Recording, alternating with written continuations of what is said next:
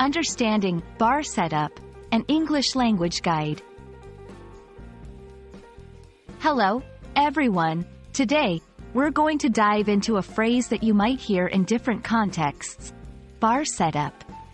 It's a phrase that can be a little confusing, especially if English isn't your first language. We'll explore its meanings and how you can use it in everyday conversations. So, let's get started. First, let's look at the most literal meaning of bar setup.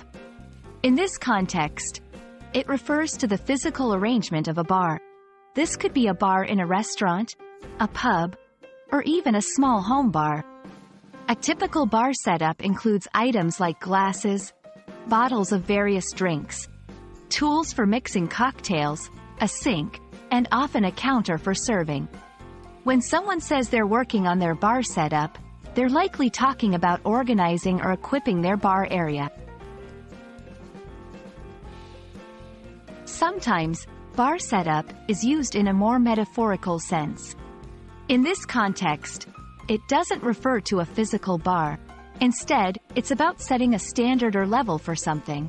For example, in a business context, when someone says, "We need to improve our bar setup," they're talking about raising their standards or expectations, not about rearranging a physical bar. Let's see how bar setup can be incorporated into everyday English. 1. Literal use. The new restaurant has an impressive bar setup with a wide selection of craft beers. 2. Metaphorical use. This project has a high bar setup. We need to meet the expectations. Understanding the context is key to figuring out which meaning is being used.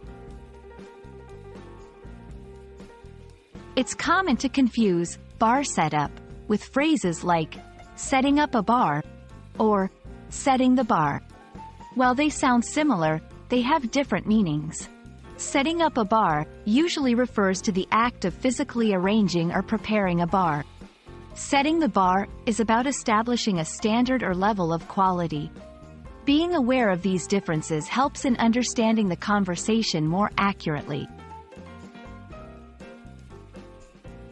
I hope this explanation clears up any confusion about the phrase bar setup and adds a new expression to your English vocabulary. Remember, the key is to pay attention to the context in which it's used. If you have any questions or need more examples, feel free to leave a comment below. Happy learning, and see you in the next video.